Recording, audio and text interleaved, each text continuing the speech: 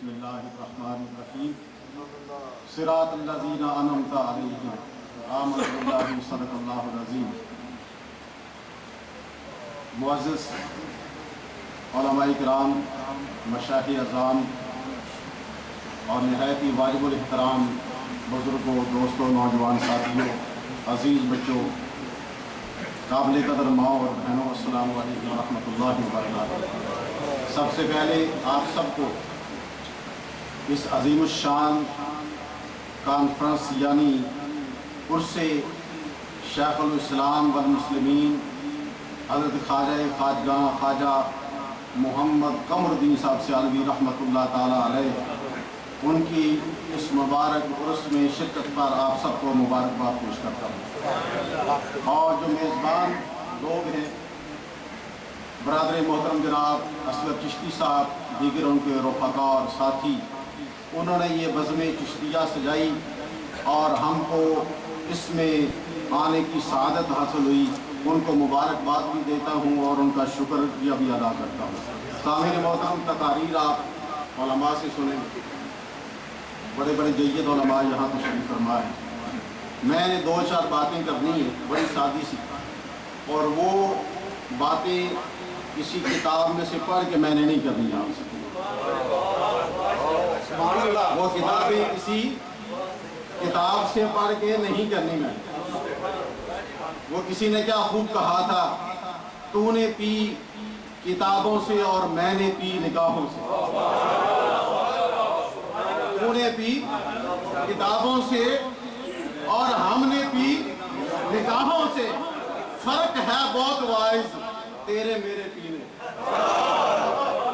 فرق ہے بہت وائز تیرے میرے پینے میں۔ میں نے ان گناہگار آنکھوں کے ساتھ 17 دن اور 17 راتیں جس ہستی پاک کا آپ عرس منا رہے ہیں، میں نے تنہائی میں بھی اس کی زیارت کی ہے، میں نے جلووں میں بھی ان کی زیارت کی ہے، میں نے رات کے پچھلے پہر بھی ان کی زیارت کی ہے، میں نے رات کو 2 بجے اور 3 بجے بھی ان کی زیارت کی ہے۔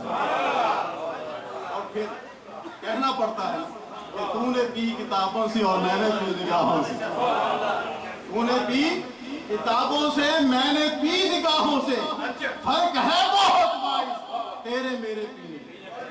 ابھی شاید برادر محترم، برادر طریقت قاری فضل رسول صاحب فرما رہے تھے، یہ ان کے ذکر میں اتنی حلاوت ہے، شاید جدھر میں لے جانا چاہتا ہوں آپ کو، آپ میرے ساتھ چلیں۔ انہوں نے فرمایا ان کے ذکر میں اتنی حلاوت ہے، جن لوگوں نے ان کی زیارت نہیں کی، جب ان کا ذکر کرتے ہیں، سنتے ہیں اور عشق رسول سے ان کی آنکھیں نم ہو جاتی ہیں۔ جن کے ذکر میں اتنی حلاوت ہے، جن کے ذکر میں اتنی برکت ہے، جن کے ذکر میں یہ سب کچھ پایا جاتا ہے کہ ان کا ذکر کرنے والا اور سننے والا آنکھیں نم ہو جاتی ہیں، جس نے اپنی آنکھوں سے اس کی زیارت کی ہوگی، ان آنکھوں کا کیا حال ہے۔ سامعین محترم، یہ بڑے فخر سے یہ کلمات کہہ رہا ہوں، مجھے کسی سے جھجک نہیں ہے، شرم نہیں ہے، بڑے فخر سے یہ کلمات کہہ رہا ہوں کہ مجھے اس ہستی پاک کے جوڑے اٹھانے کی بھی سعادت حاصل ہوئی۔ لیکن مسلمانوں، ادب کا اگر کرینہ سیکھنا ہے، ادب کا کوئی سبق لینا ہے، عشق کا کوئی چیپٹر پڑھنا ہے، اور ادب رسول اور رسول اللہ صلی اللہ علیہ وسلم سے ادنا نسبت رکھنے والی ہر شے کا ادب کرنے کا کوئی کرینہ سیکھنا ہے یا دیکھنا ہے تو سیال شریف چلا جاؤ۔ وہ کرینے، وہ سلیقے ہم نے دیکھے وہاں۔ کوئی آپ کی بارگاہ میں آیا، عرض کیا حضور فلاں بندہ جو ہے وہ عرض کر رہا ہے میں سید ہوں، مجھے گائے چاہیے، پنجابی کے گاں چاہیے۔ آپ نے فرمایا میری گاں کھول کے دے دیو، میری گاں کھول کے۔ دوسرے دن وہی سید آدھے آئے، عرض کرنے لو حضور وہ جس کے لیے میں نے گائے لی تھی وہ کام تو میرا ہو گیا ہے، آپ گائے واپس لے لیں۔ آپ نے فرمایا سید ہو کے اتنا پتہ نہیں، پیر سیال جو دیتا ہے واپس نہیں لیتا۔ پیر سیال جو دیتے ہیں واپس، اسی لیے کسی نے کہا ہے نا کہ پیر سیال لاجواب، پیر سیال۔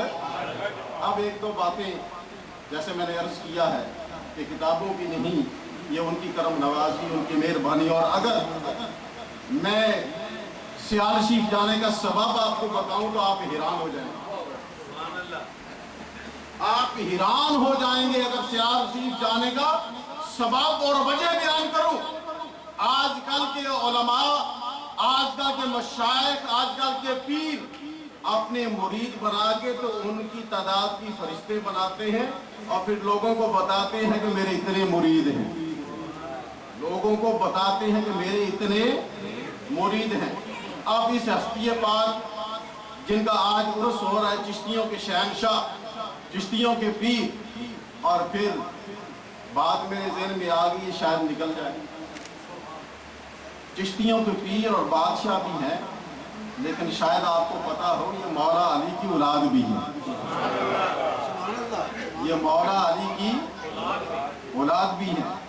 حضرت عباس علمدار رضی اللہ تعالیٰ عنہ، جن کو آپ کہتے ہیں یا سنتے ہیں، یہ خاندان والا شان جو ہے حضرت عباس غازی علمدار علیہ السلام کی اولاد ہے۔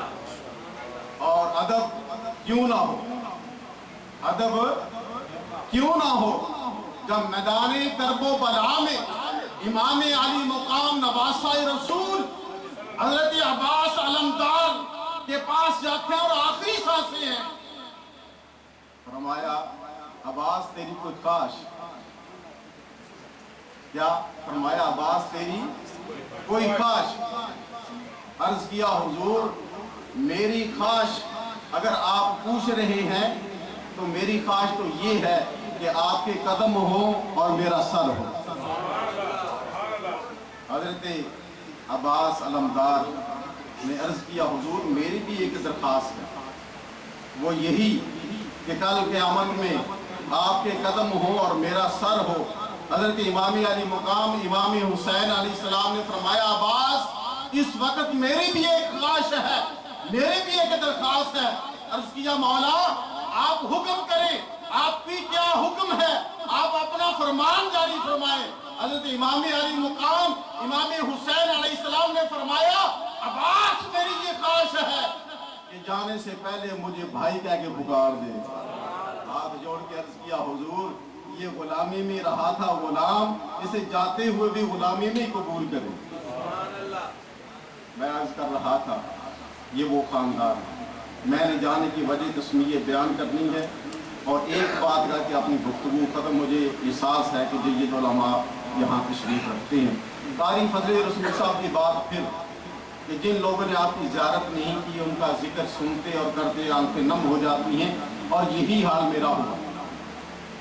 توجہ چاہتا ہوں آپ حضرات کی، یہی حال میرا ہوا، میرے اوپر یہی کیفیت، آپ کا ذکر خیر سنتے سنتے سنتے یہ کیفیت پیدا ہو گئی کہ اس کیفیت کو الفاظ میں بیان نہیں کر سکتا۔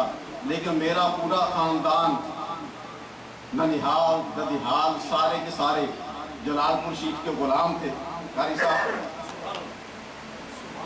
میں نے دل میں سوچا گھر سے اجازت لوں سیال شریف بیعت ہونے کی، گھر والوں نے اجازت نہیں دی،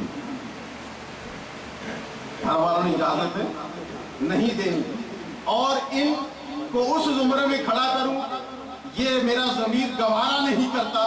اس سے بہتر یہ ہے کہ بغیر اجازت لیے سیال شریف چلا جاؤ، بغیر اجازت لیے سیال شریف چلا جاؤ۔